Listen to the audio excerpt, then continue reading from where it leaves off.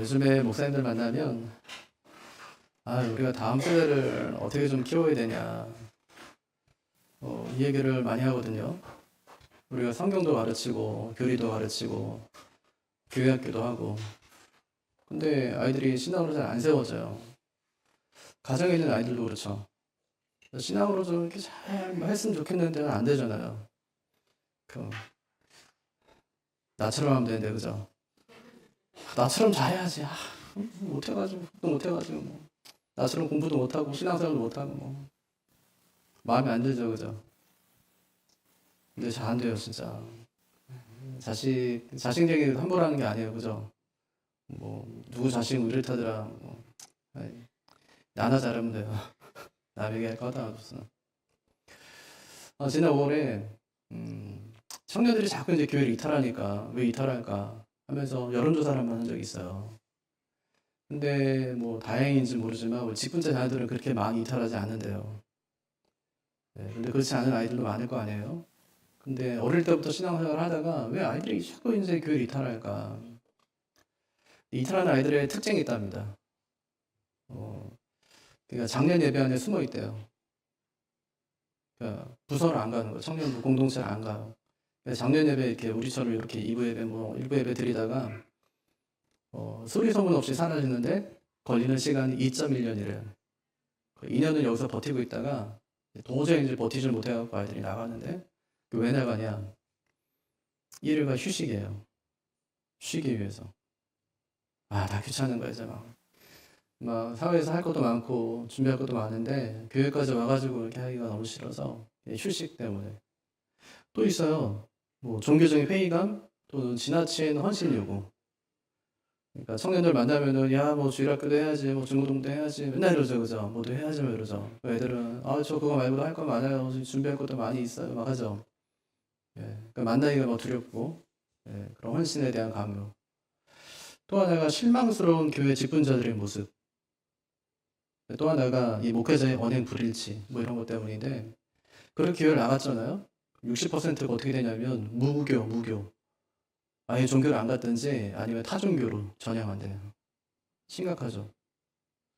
그냥 교회 나가면 가난한 성도 될 줄 알았는데 교회가 너무 이제 복잡하고 싫으니까 혼자서 신앙생활 잘하려고가 아니라 그중 60%가 그냥 무교예요. 그냥 하나님 안 믿겠다는 거예요. 그냥. 그러니까 제가 이 설문조사 보고 마음이 진짜 묵직해졌어요. 그럼 도대체 목회자들이 그동안 살고 있던 건 뭔가? 우리가 그동안 아이들을 뭐 초등부, 중고등부, 뭐 대학부 거치면서 가르쳐 왔던 건 뭔가 이런 생각이 드는 거예요. 저희 때만 해도 그냥 텍스트로 아이들을 가르쳤어요.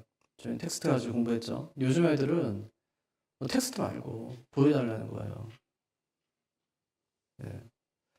그냥 요즘에 영상 세대잖아요. 뭐든 다 어디서 배우냐면 유튜브에서 배워요. 음식도 막 유튜브에서 배워가지고 보고 따라하고 습득하고 이렇게 하거든요. 우리 어른들한테 요구하는 게 있어요. 청년들이. 보여달라는 거. 말하지 말고 보여달라는 거예요. 신앙생활 하는 거 제대로 하는 거 보여달라는 거예요. 보고 우리가 배울 테니까 자꾸 말하지 말고 귀에다 대고 말하지 말고 자꾸 뭐 같은 거 갖고 오면서 이렇게 막 보여주지 말고 텍스트 말고 보여달라는 거예요. 근데 오늘 말씀 보니까 모세가 너희가 하나님 말씀을 들었다 이게 아니라 보았다 이렇게 얘기합니다. 하나님의 교육 방식이 뭐냐면 보여주는 거였어요. 그게 첫 번째 대지. 하나님은 보여주셨다는 거예요. 한번 읽어볼까요? 1절 말씀. 자, 이게 지금 이 장면이 어떤 장면인지 잘 보세요. 29장이 어떤 지금 장면인지 같이 읽을까요? 호렙에서 이스라엘 자손과 세우신 언약궤에 여호와께서 모세에게 명령하여 모압 땅에서 그들과 세우신 언약의 말씀은 이러하니라. 여기 보니까 호렙에서 이스라엘 자손과 이미 한번 언약을 맺었던 거예요. 누구하고 맺었어요? 이거 40년 전에 출애굽 1세대더라고. 그러니까 지금 말씀을 듣고 있는 그 부모 세대하고 한번 맺었어요. 그 사람도 어떻게 됐어요 지금?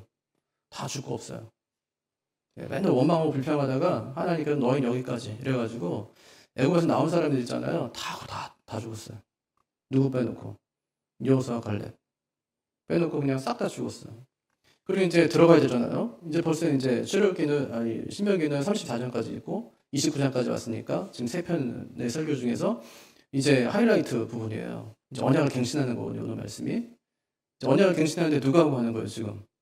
아니, 엄마 세대, 아빠 세대는 이미 언약을 한번 맺었다니까요? 어디서? 시내산에서 한번 맺었어요. 근데 다 줄 거 없어요. 그러니까 이제 그 다음 세대하고 또 언약을 맺는 거예요, 이제. 두 번째 언약을 맺는데, 근데 언약을 맺는 방식이 조금 달라요. 먼저는 어떻게 했죠? 부모 세대는 텍스트로 해요. 모세가 돌판 갖고 내려오니까 하나님께서 그걸 읽었어요. 하나님이 직접 낭독했단 말이에요, 텍스트를. 그랬더니 어땠어요? 막 산이 흔들리고, 막 거기서 막 불이 막 일어나고, 사람들이 두려우니까 부들부들 떨고, 막 이랬었잖아요. 그렇게 하나님과 언약을 맺었어요. 근데 두 번째는, 이번 그런 방식이 아니에요.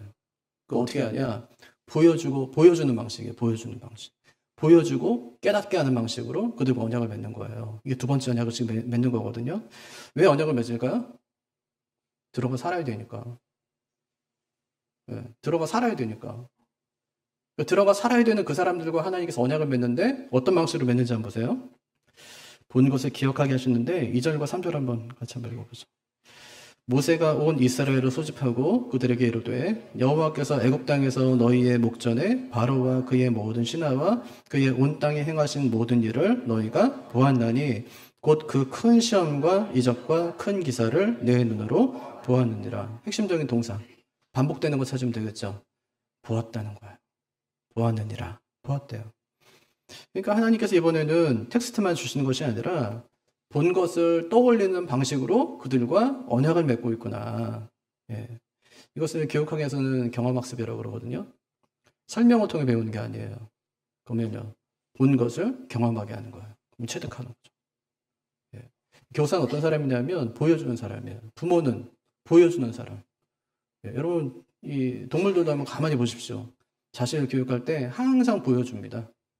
어떻게 하는지를 보여주는 거예요. 자신의 것을 보고 따라하는 거죠. 날개짓을 따라하고 먹이 먹는 것을 따라하고 따라하는 거죠. 예. 근데 여기 오늘 말씀 보니까 근데 한 가지 문제가 있어요. 여기 보면 너희의 목전에서 바로와 그의 모든 신하와 그의 온 땅에서 행하신 모든 일을 너희가 보았나니 그 열장을 봤다는 말이에요. 하나님이 바로 앞에서 행하신 열장을 너희가 보았나니 이렇게 얘기하는데 이들은 본 적이 없거든요. 왜 본 적이 없죠? 광야에서 났으니까. 애굽에 간 적이 없으니까. 본 적이 없어요. 근데 지금 하나님께서 뭐라고 하시는 거예요? 바로 앞에서 행한 그 큰 기적, 그 재앙들 너희가 보았다. 이렇게 얘기하는 거죠. 예. 왜 그럴까요? 이게 이제 히브리적인 사고인데 보았다는 말은 단순히 어떤 시각적인 어떤 경험을 말하는 것이 아닙니다. 하나님의 역사를 자기 역사로 받아들이는 거예요. 그러니까 역사는 사실은 개인의 사건으로 머물진 않죠. 그죠? 예. 할머니의 경험이 내 경험이 되는 거예요. 대한독립 만세 안 했잖아요. 근데 그게 내 경험이 되는 거예요. 이스라엘 사람들은 홍해를 건널 때 나도 거기 있었다. 지금도 그렇게 생각해요. 예. 약간 좀 독특한 역사이기도 한데 없었거든요. 근데 있었어요. 그러니까 설명하는 방식이 성경에 보면 항상 이제 그런 식인데 히브리서 7장에도 보면은 예수님하고 이제 레위 계열의 제사장하고 비교하는 장면이 나와요. 예수님은 레위 계열의 대제사장보다 훨씬 더 탁월하시다. 그 이유가 뭔지 설명하는데 예수님은 누구 계열이에요? 멜기세덱. 멜기세덱은 평강의 왕으로 왔어요. 근데 어디서부터 왔는지 잘 몰라. 근데 레위는 어디서부터 온 거예요? 아브라함으로부터 왔어요. 근데 아브라함하고 멜기세덱하고 만나는 장면이 있죠. 창세기 보면은. 둘이 딱 만났어. 어떻게 됩니까? 어떻게 합니까? 아브라함 멜기세덱에게 11조를 바치면서 절하죠. 그죠? 그러니까 멜기세덱을 축복하고 그런 장면이 나오죠. 그것 봐라. 그러니까 예수님은 멜기세덱의 그 반열, 그 반차를 따라 차례를 따라서 온 분이고 레위는 아브라함의 그 차례를 따라서 온 사람이니까 누가 더 높냐? 누가 더 우월하냐? 누가 더 탁월하냐? 예수님이 훨씬 더 탁월하다. 그때 아브라함이 멜기세덱에게 절할 때 그때 레위는 어디에 있었냐? 아브라함의 허리에 있었느니라 이렇게 얘기해요. 아직 태어난 건 아니거든요. 그런데 있었어요. 그러니까 레위의 역사가 어떤 역사냐면 아버지의 역사인 거예요. 레위의 역사는 태어나지 않았지만 아버지의 역사인 거예요. 그러니까 이 사람들을 보진 않았거든요. 광야에서 태어났기 때문에. 하지만 너희가 보았다. 그렇게 이야기하는 겁니다. 우리도 예수님이 십자가 달릴 때 우리 어디 있었어요? 거기 있었어요, 없었어요? 내가 그리스도와 함께 십자가에 못 박혔나니 있었어요, 없었어요? 있었네. 그죠?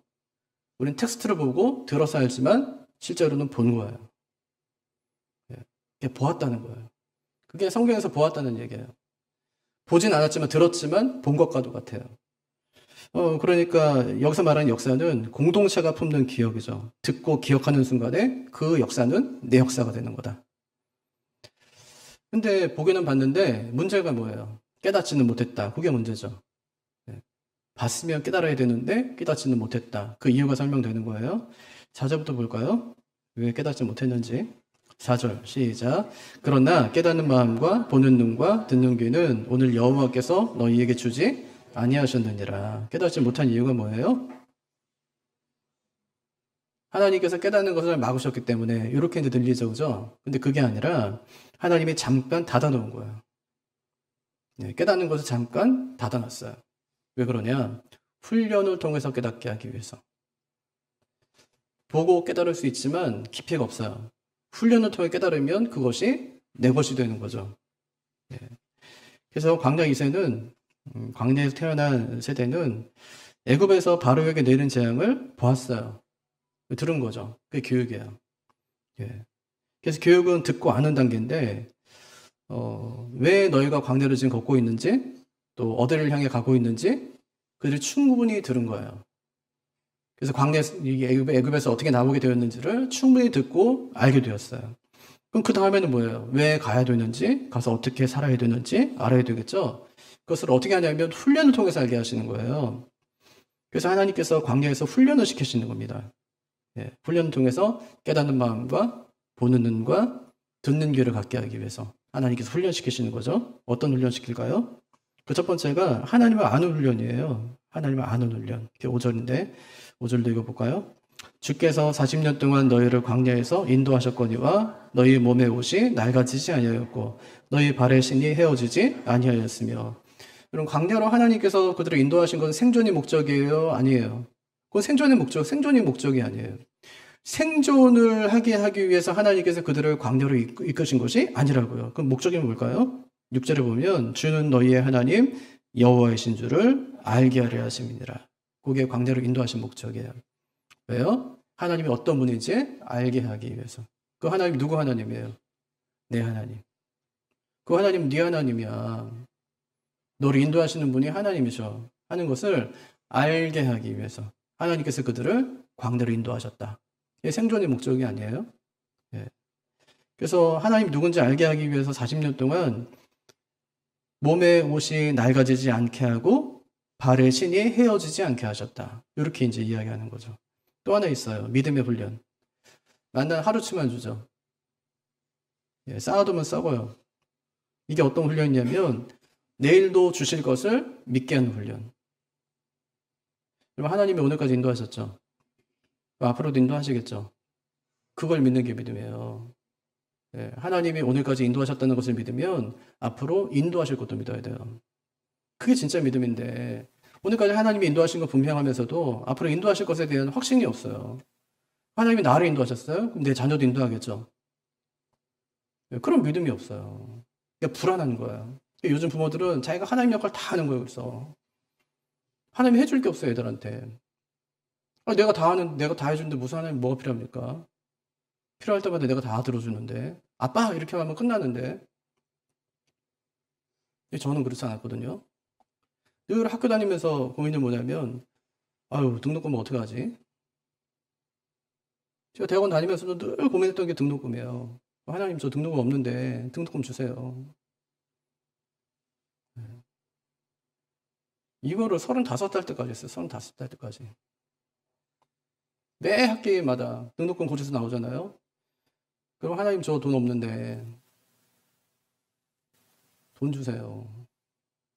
근데 이게 기도한다고 되는 거 아니더라고. 공부를 해야 돼요. 그래 장학금 받지. 돈 나올 때는 하나도 없는데 이상하게 교회 가는 데마다 이상하게 장학금 안 줘요. 그런데만 골라다녀요. 어떻게 저는. 그러니까 하나님이 내 아버지가 되어야 되는데 요즘 부모들은 다 하나님 역할을 자기가 다 해줘요. 필요한 거 있으면 다 해결하는 거죠. 아빠 다 해줄 수 있다는 거예요. 내가 너무 어렵게 살았기 때문에 내 자식한테 다 해주고 싶은 거예요. 그건 나는 어렵게 살았기 때문에 오히려 하나님을 의지하는 법을 배웠어요. 근데 자식들은 하나님을 의지하는 법을 배우게 해야죠. 요게벳의 그 기도 있죠. 노래. 거기 보면 모세를 떠나보내면서 네 진짜 아버지 찾아가라 이렇게 얘기하잖아요. 아니 우리한테 진짜 아버지가 있는데 그 아버지에게 이 아이를 자꾸 이제 맡기고 아버지의 인도하심을 따라 살게 하고 해야 되는데 아버지 역할을 내가 다 해주고 있는 하나님 역할을 내가 다 해주고 있는 거예요. 그래서 하나님께서 이 믿음의 훈련을 시키세요. 광야에서. 너 내가 인도한다 그렇게. 너 지금 아무것도 없는데 내가 인도한다. 눈앞이 하나도 보이질 않지. 내일 먹을 건 내가 안 주니까. 오늘 먹을 것만 주니까. 그런데 내가 내일도 먹일 것을 믿어라 이거예요. 그리고 세 번째가 순종의 훈련인데 구름기둥과 불기둥은 하나님의 움직이면 움직이고 멈추면 멈추라는 거 아니에요. 네 마음대로 가지 말라는 거 아닙니까? 순종의 본질이 뭐냐? 하나님의 발걸음에 내 걸음을 맞추는 거, 내 보폭을 맞추는 거. 이게 순종이에요. 이렇게 하나님은 광야에서 두 가지예요. 하나는 보게 하는 거, 이게 교육이거든요. 또 하나 살게 하는 거, 이게 훈련이에요. 훈련시키는데 하나님에 대하여, 믿음에 대하여, 순종에 대하여 하나님께서 그들에게 훈련시키십니다. 그 훈련 다 받고 난 다음에 어때요? 그 자세에 깨닫는 거죠. 그 자세에 깨닫게 되는 거예요. 그러니까 지금까지는 그들이 깨닫지 못했어요. 보기는 봤지만 깨닫지 못했어요. 오늘까진 그랬다는 말이에요. 이제부터는요. 광야의 훈련기가 40년을 다 거치거나 이제부터는 오늘부터는 어떻게 한다는 거예요. 깨닫게 된다는 말이에요. 마음으로 깨닫게 되고 눈으로 보게 되고 귀로 듣게 될 거다. 이렇게 얘기해요. 그게 하나님께서 하신 방식이에요. 보여준 거예요. 삶을 통해 직접 보여주신 거예요. 그 봤으면 이제 깨달았으면 어떻게 해야 돼요? 9절. 어떻게 해야 되는지 한번 보여주죠. 그런즉 너희는 이 언약의 말씀을 지켜 행하라. 그리하면 너희가 하는 모든 일이 형통하리라. 여기 보니까 언약의 말씀하고 뭐가 붙어 있어요? 너희가 하는 모든 일. 또 지켜 행하는 것과 뭐가 붙어 있어요? 형통하리라. 그러니까 언약의 말씀을 지켜 행하는 것이 내가 이 땅에서 하는 모든 일이 형통케 되는 일이라고요. 우리 애들한테 좋은 대학 가라, 좋은 직장 가라, 좋은 사람 만나 결혼해라, 빨리 결혼하거든 집 먼저 살아 이렇게 얘기하죠. 집 살 때도 구리에 사지 말고 길 건너에다가 강동에다 사는 게 훨씬 더 낫단다 이렇게. 네. 한강 보이는 데다가 좋은 데다가 평안하게 살아라. 돈 있어야 뭐 신앙생활을 하는 거지 이렇게 이런 식으로. 자꾸 그렇게 결부시켜요. 그렇게 가르치는 거예요. 진짜 중요한 게 뭐냐면 학교 가는 게 중요하고 공부하는 게 중요하고 세상에 성공하는 게 중요하고 애들 같이 해요 그게. 근데 그게 아니잖아요. 그럼 나중에 우리가 이제 이 세상에 생을 다 마감하고 이제 나중에 혼자 고독하게 남아있을 때가 있거든요. 가족만 진짜 내 사랑하는 아내든지 아니면 자녀든지 그 보는 앞에서 내가 진짜 아무것도 못하고 누워있을 때가 있단 말이에요. 그때를 한번 생각해 보시라고. 진짜 뭐가 중요한지. 뭘 붙들고 갈 건지. 여기서 그런 적이 제일 중요합니다. 이게 단순한 결론이 아니라 광야 생활 40년 전체를 요약하는 딱 한마디예요. 그게. 내가 너희 가르쳤다. 내가 너희 훈련시켰다. 그러니까 이제 살아라. 말씀대로 걸어라. 네가 형통케 될 것이다. 이렇게 말씀하는 거예요. 여러분 형통은 재물이나 성공이 아닙니다. 하나님께서 말씀하신 그 길을 잘 걷는 것이 그것이 형통이에요. 하나님 말씀대로 살아내는 것이 그것이 형통이에요. 광야를 통과한 목적은 단순히 그냥 가나안에 들어가기 위해서가 아니에요. 들어가서 하나님 말씀대로 살아내기 위해서요. 그것 때문에 광야의 훈련이 필요했던 거예요. 그래서 하나님께서는 텍스트로만 가르치지 않고 40년 동안 보여주면서 가르치십니다. 말씀대로 살면 형통하다는 걸. 전쟁도 하나님이 다 하죠. 말씀대로. 그래서 하나님은 말씀대로 살면 형통하다는 것을 설명이 아니라 역사로 증명하십니다. 이것이 하나님의 교육 방법이었어요. 보여주는 거. 그럼 우리는 어떻게 해야 될까요? 어떤 방식으로 신앙 전수를 해야 될까요? 둘째, 우리도 보여줘야 돼요. 어제 친구한테 연락이 왔어요. 내년에 초등부 4명인데 어떻게 해야 될까? 그렇게 해요. 그래서 제가 더 힘내서 해야지. 포기하지 마라. 4명이면 더 잘할 수 있다. 집에 자녀가 한 명만 있어도 얼마나 소중해요. 집에 애가 넷이 있으면 대가족이에요. 힘내서 키우자. 되게 고맙대요. 그러면 애를 넷을 낳았어요. 많아요, 적어요? 감당이 안 돼요. 많은 게 아니라 감당이 안 돼요. 다음 세대는 숫자가 많아야 살아나는 것이 아닙니다. 다음 세대는 믿음을 보여줄 수 있는 어른이 필요해요. 그래야 아이들이 자라나는 거예요.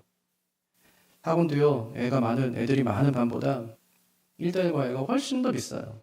못 보내요, 보내고 싶은데. 신앙교육 똑같아요. 애가 한 명이 남았다. 포기해야 돼요? 저희 아이들이 잠깐 다녔던 대안학교가 있는데, 거기는 아이들이 한 200명, 300명 되는 학교예요. 커졌죠. 처음엔 한 명으로 시작했어요. 어떻게 시작했냐? 교회에 학교를 다닐 수 없는 형편에 놓인 아이가 하나가 있는 거예요. 그럼 어떻게 해요? 우리 교회가 키우자. 걔 하나 키우자, 우리 교회가. 교회가 학교가 된 거예요. 교회로 와라. 전사님들이 선생님이 됐어요. 수학도 가르치고 영어도 가르치고 아이에게. 현장 학습 데려가요. 한 명이면 더 좋은 데 데려갈 수 있어요.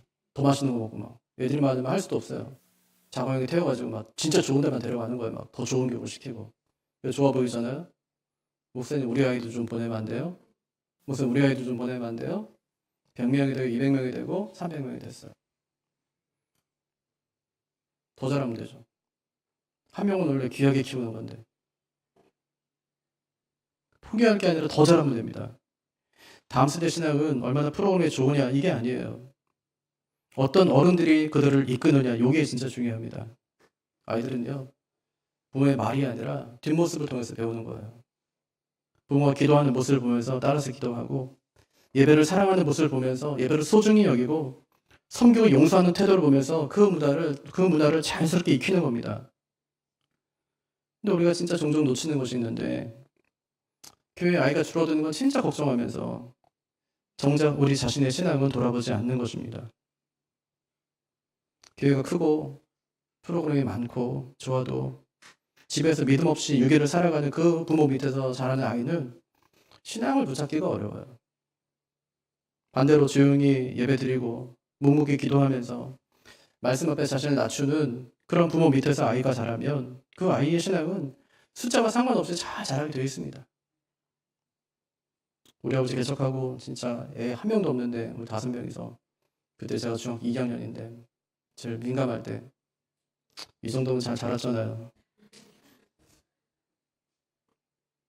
중고등부 시절 한 번도 해보지를 않았는데 청년부활동 한 번도 해보지를 않았는데 괜찮잖아요. 할 수 있더라고요. 신앙은 말로 가르치는 게 아니에요. 삶으로 가르치는 거지. 여기까지가 모세가 하고 싶은 말입니다. 보여줘라. 삶으로 가르쳐라. 신앙은 전시가 아니다. 전수다. 그리고 모세는 모든 사람을 다 불러냅니다. 그리고 하나님 앞에 그들을 다 세우는 거예요. 그렇게 한 이유는 이 신앙교육은 어떤 한 사람, 어떤 한 가정의 일이 아니라 우리 공동체 모두의 일이라는 것을 그가 보여주기 위해서 그렇습니다. 10절에 11절 한번 읽어볼까요? 같이 읽어보죠. 오늘 너희 곧 너희의 수령과 너희의 지파와 너희의 장로들과 너희의 지도자와 이스라엘 모든 남자와 너희의 유아들과 너희의 아내와 및 내 진중에 있는 객과 너를 위하여 나무를 패는 자로부터 물 기는 자까지 다 너희의 하나님 여호와 앞에 서 있는 것은 누구까지 불러냅니까? 말 못한 유아까지 다 불러내는 거예요. 그래서 하는 말이 뭐예요? 12절. 내 하나님 여호와의 언약에 참여하며 또 내 하나님 여호와께서 오늘 내게 하시는 맹세에 참여하여 오늘 내게 하시는 맹세에 참여하여. 여기서 하시는 이 말은 세운다 이런 뜻인데 이 말은 자른다는 말이에요. 그들을 다 불러놓고 하나님이 하시는 일이 뭐냐면 커팅이에요. 자르는 거예요. 맹세에 참여한다는 말은 지나간다는 말이에요. 잘라놓고 지나가는 거예요. 고대 운동에서 서로 주약을 맺을 때 있잖아요. 짐승을 잡습니다. 반으로 갈라요. 그 둘이 이제 그 사이로 지나가는 거예요. 만약에 주약을 어기면 어떻게 된다는 거예요? 우리도 이 짐승처럼 우리 언약을 어기지 않은 사람 우리 몸이 쪼개질지라도 이 언약을 지키겠다. 그런 맹세예요. 목숨 거는 거죠. 하나님께서 그들에게 말씀하십니다. 목숨 걸고 하는 거예요. 하나님과 백성 사이에서 목숨 걸고. 하나님도 목숨 걸고 백성도 목숨 걸고. 그 언약의 내용이 뭐예요? 13절. 여호와께서 내게 말씀하신 대로 또 내 조상 아브라함과 이삭과 야곱에게 맹세하신 대로 오늘 너를 세워 자기 백성을 삼으시고 그는 친히 내 하나님이 되려 하니라. 언약의 핵심이 뭡니까? 나는 그들의 하나님이 되고 그들은 내 백성이 될 것이다. 예. 이것은 단순한 법률 문서가 아닙니다. 관계의 선언이에요. 결혼과 같거든요. 나는 당신의 남편이 되고 당신 나의 아내가 될 것입니다. 누구만 할 수 있어요. 결혼 당사자. 누구도 못 해줘요. 이거는 결혼 당사자만 할 수 있는 거예요. 그럼 부모가 결혼했다고 자녀가 자동으로 결혼합니까? 그렇지 않던데요? 오히려 부모가 결혼 생활 잘 못하니까 자녀가 결혼하지 않던데요? 끔찍하고 싫다고. 나는 혼자 살겠다고. 저렇게 살 바에 나 혼자 살지. 이렇게 되는데요. 마찬가지예요. 1세대가 하나님과 언약 맺었다고 2세대가 자연적으로 하나님 백성 되는 것은 아닙니다. 신앙은 우리가 부모에게 물려받는 생물학적인 유전이 있잖아요. 생물학적인 유전처럼 저절로 물려받는 것이 아니에요. 우리한테는 부모로부터 물려받는 자동적이고 강제적인 생물학적인 유전이 있거든요. 그래서 뭔가 모르게 닮아요. 성격도 좀 닮고, 뭐 체질도 좀 닮고, 뭐 성향도 좀 닮고, 외모도 닮고 그렇게요. 근데 신앙의 DNA는 유전되지가 않습니다. 아이부터 노인까지 전부 하나님과 개별적인 언약을 맺어야 되고 그 언약을 맺은 사람만이 하나님 백성이 되고 하나님의 자녀가 될 수 있는 겁니다. 그래서 모세가 백성들에게 신앙을 전수해라 이렇게 얘기하는 거예요. 신앙을 전수해라. 15절. 누구까지 전수한 자 보십시오. 같이요. 오늘 우리의 하나님 여호와 앞에서 우리와 함께 여기 서 있는 자와 오늘 우리와 함께 여기 있지 아니한 자에게까지니 여기 있지 아니한 자. 이건 뭐죠? 아직 태어나지 않은 자. 우리의 자녀와 손자들. 태어나지 않았어요. 하나님의 관심은 지금 눈앞에 있는 자식들만이 아니라 아직 눈앞에는 없지만 앞으로 태어날 자식들까지 하나님과 언약을 맺고 하나님의 백성으로 살아가야 됨을 지금 말씀하고 있는 것입니다. 그러면 왜 우리가 자녀들에게 예수 믿는 사람을 결혼해라 이렇게 얘기하죠? 다른 거 하나도 엄마 아빠하고 바랄 게 없는데 예수 잘 믿는 사람 만나면 좋겠다 이렇게 얘기하죠? 물론 뭐 그게 진짜 예수만 잘 믿으면 안 되잖아요. 예수도 잘 믿고 또 자기 할 일도 좀 잘하고 이렇게 되잖아요. 근데 기본적으로 예수를 잘 믿어야 돼요. 왜 그렇죠? 오늘 말씀처럼요. 예, 하나님 관심이 여기 있는 사람뿐 아니라 앞으로 태어날 아이들에게까지도 하나님 관심이 있기 때문에 예수 잘 믿는 가정을 이루면 좋겠다. 이렇게 이야기하는 것이죠. 그럼 신앙이 저절로 유전된다면 언약을 갱신할 필요가 없습니다. 각 세대가 뭐 다시 고백할 필요도 없죠. 부모가 믿으면 자녀가 저절로 구원받을 테니까. 근데 그렇지가 않아요. 믿음의 조상들의 자녀들 중에서 타락한 사람 얼마나 많습니까? 아니 뭐 볼 것도 없어요. 그냥 아담만 봐도 알 수 있어요. 가인 살인자가 됩니다. 그 아들이. 그 아버지의 범죄로 말미암아서 아버지가 930년 사는 동안에 계속 이제 했던 얘기가 뭐냐면 나 때문에 이렇게 된 거야. 죄 때문에 이렇게 된 거야. 우리가 지금 이렇게 타락하고 죽음이 오게 된 것은 내가 죄를 지어서 절대 죄를 지으면 안 돼 하고 증인으로 하나님께서 오래 살게 하면서 하나님께서 그걸 보게 하신 거예요. 근데 그 아들이 살인자가 됩니다. 사물의 아들들이 얼마나 불량한 아들인지 아시지 않습니까? 다윗의 아들 중에도 반란을 일으킨 아들이 있었어요. 압살롬 큰아들이.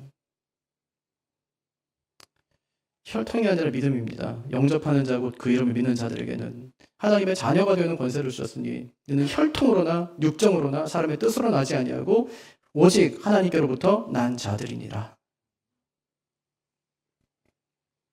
이처럼 우리 몸의 DNA처럼 이 신앙은요, 뭐 자동으로 전수되는 것이 아무것도 없어요. 신앙은 진짜.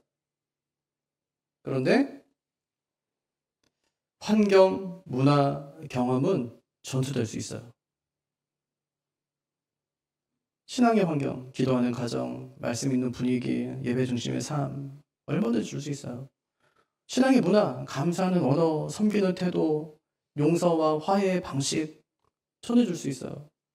신앙의 경험, 부모가 받는 기도의 응답, 또 어려움 속에서 하나님 의지하는 모습, 공동체 안에서 아이가 정말 사랑을 많이 받고 자라게 하는 거 우리가 다 해줄 수 있어요. 이것이 모세가 강조하는 겁니다. 신앙은 우리 몸의 DNA처럼 자동으로 전수되지 않으니까 너희가 좀 보여줘라. 신앙이 무엇인지 좀 보여줘라. 경험하게 해라. 그가 종이든 나그네든 여자든 남자든 아이든 어린이든 할 것 없이 그 일에 다 참여시켜라. 그럼 왜 목사 자녀는 잘 믿든지 떠나든지 둘 중에 하나다 이런 말이 생겼을까요? 물론 뭐 통계상으로 목회자 자녀의 신앙을 유지하는 비율은 높아요. 그런데 일부가 왜 교회를 떠날까요? 이중성을 받기 때문에. 부모의 이중성. 교회에서 모습하고 집에서 모습이 너무 다른 거예요. 제 친구가 신학교 4학년 때까지 공부하다가 그만뒀어요. 왜 그만두니? 하지. 좀만 더 하면 되는데. 자기 아버지 때문에 못하겠대. 엄마를 엄청 때리는 거야, 아버지가. 목사님이. 못 견디겠대요, 자기. 그 모습을 보고 나는 목사를 못하겠대. 지금 기업에 다 잘 다녀요. 또 신앙을 강요당했기 때문입니다. 너 목사 아들이잖아. 너 목사 딸이잖아. 우리 부모들 중에는 자녀 신앙교육에서 진짜 아무것도 안 하면서 뭐 나중에 뭐 알아 잘 되겠지. 뭐 하나님이 잘 키워주겠지, 챙겨줘 주겠지 하는 분들이 계세요. 그럴 것 같으면 12절, 13절을 쓰지도 않았어요. 아니 언약 뭐 하려고 갱신합니까? 40년 전에 뭐 부모하고 맺은 언약이 있는데 뭐 하려고 또 맺어요. 근데 그 언약을 갱신하는 거예요. 아니 그건 네 부모하고 한 거고 이렇게 얘기하는 겁니다. 부모는 부모고 넌 너다. 부모가 할 수 있는 것하고 할 수 없는 게 있습니다. 뭘 할 수 없어요. 자녀에게 신앙을 유전시킬 수 없어요. 전세조도 유전시킬 수가 없어요. 예. 자녀를 대신해서 믿어줄 수도 없어요. 자녀의 구원을 보장해줄 수도 없습니다. 근데 할 수 있는 게 있어요. 신앙의 환경을 만들 수 있어요. 살아있는 모델이 될 수 있어요. 하나님을 경험하게 할 수 있습니다. 말씀대로 사는 삶을 보여줄 수가 있어요. 전 진짜 어릴 때 하나님이 계시다는 것을 확신했었어요. 어떻게 할 수 있었냐? 아버지 어머니의 기도를 통해서. 늘 응답받는 모습을 보면서. 한 번은 저희 큰애가 아플 때인데 아버지 댁을 간 적이 있습니다. 제가 안고 있는데 제가 애가 어리니까 은채야 할아버지한테 기도해달라고 그랬어요. 근데 아버지가 안 하세요. 은채한테 하는 말이 은채야 할아버지 기도하면 나을 텐데 기도할래? 이랬었어요. 근데 제가 그 말을 듣자마자 마음에 그렇지 아버지의 기도하면 낫지. 우리 아버지의 기도하면 낫지. 제가 평생 그 기도 아래 살았기 때문에 이것이 부모가 해야 될 일이죠. 그럼 하나님이 하실 일은 뭡니까? 한번 4절 다시 보세요. 그러나 깨닫는 마음과 보는 눈과 듣는 귀는 오늘 여호와께서 너희에게 주지 아니하셨느니라. 이건 우리가 못 준다는 얘기예요. 깨닫는 마음, 보는 눈, 듣는 귀, 이건 우리가 못 준다는 거예요. 우리가 줄 수 없다. 이건 하나님만이 할 수 있다는 말입니다. 이거는. 우리의 역할은 성실하게 보여주고 경험하게 하고 기도하는 거예요. 그럼 하나님이 하실 일은 깨닫는 마음을 주시고 보는 눈을 열어주시고 듣는 귀를 활짝 하나님께 열어주시는 거예요. 그러니 어떻게 해야 됩니까? 하나님께서 이 아이 큰 위력을 달라고 자녀 위해서 기도해야죠. 예루살렘 딸들아 나 위해 울지 말고 너희와 너희 자녀를 위해 울라.